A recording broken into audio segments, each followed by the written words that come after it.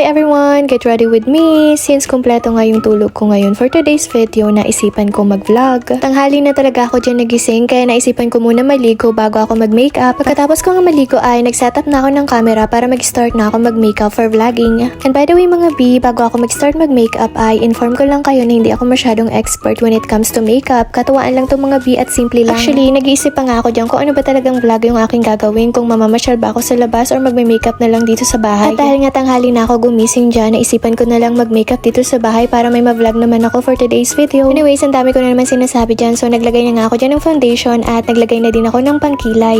At pagkatapos ay sinunod ko naman tong eyeshadow. Actually, hindi ako masyadong marunong maglagay niyan kung anong bagay, pero tinerno ko na lang sa suot kong damit. Kulay brown nga pala yung nilagay ko na eyeshadow kasi kulay brown din yung suot ko na damit.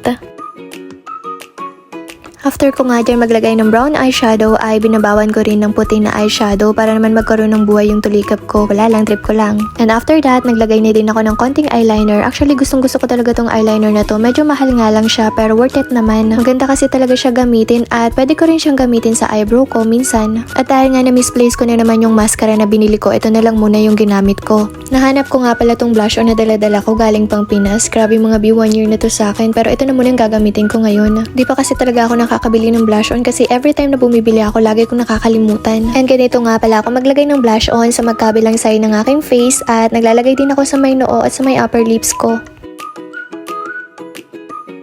Dahil nga gusto kong tumangos yung ilong ko for today's video, naglagay din ako ng konting eyeshadow sa magkabilang side ng ilong ko. Most of the time, ganito yung ginagawa ko sa ilong ko para tumangos kasi wala naman akong pang pa-opera para sa rhinoplasma, charot. Actually, minsan lang ako maglagay ng ganito kapag may mga pupuntahan or occasionally. And after ko nga ma-blend itong eyeshadow na nilagay ko sa magkabilang ilong ko ay nilagyan ko na rin sa maibabaw ng konting foundation para mas lalong tumangos. Kulay pink nga pala ni lipstick yung naisip kong ilagay kasi naglagay na ako kanina lang ng lip tint na kulay pink din. Parang niretouch ko na lang siya nitong pink na lipstick para mas lalong mangibabaw yung kulay.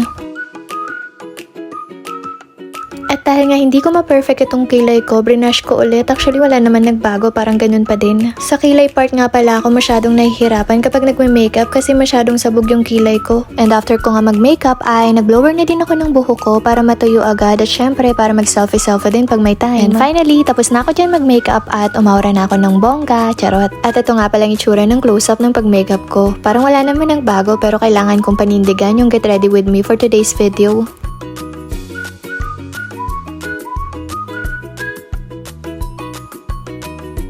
At kahit nga nakahiga na ako dyan, panay selfie pa din ako kasi tinitignan ko kung ano ba talagang itsura kapag walang ilaw. At habang nagsiselfie nga ako dyan, mukhang nare-realize ko na mas maganda talaga mag-selfie kapag walang ilaw. Alam mo yun girl, yung maganda ka lang kapag sa madilim. Charot.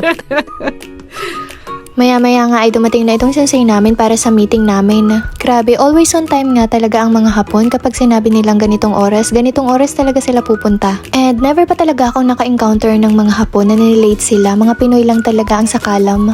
Akala ko nga kung ano yung pagmimitingan, kukunin lang pala yung mga resibo ko kasi nagpa-check up ako last time. Ganito din kaganda yung company namin mga B kasi nare-refund namin yung mga nagagastos namin kapag nagpapa-check up kami dito sa hospital. At dahil may mga follow-up check up pa ako, nag-fill up na ako dito sa papel kasi kailangan ma-refund ko yung mga pera na nagastos ko last time. Grabe mga B, wala pa akong 50 anyos pero ang dami ko nang nararamdaman ng mga sakit. Buti na lang ganito kaganda talaga sa Japan kasi kapag may mga sakit ka at masama yung pakaramdam mo, pwede ka magpa-check up anytime. Pagkatapos ko nga ipasa yung mga resibo ko at mag-fill out sa papel ay in-explain din ni Sensei na kailangan na namin magpadala para sa mga beneficiary namin sa Pinas. Kailangan kasi namin talaga padalahan yung mga beneficiary namin para less tax yung mga babayaran dito sa Japan. Pero meron ka naman other option kung ayaw mo talagang padalahan yung mga beneficiary mo, kung ayaw mo mabawasan yung sahod mo. Yun nga lang, mataas yung mga babayaran mong tax. And finally, tapos na rin yung meeting namin. And after ng meeting ay umuwi na rin si Sensei. Hanggang dito na lang. Bye!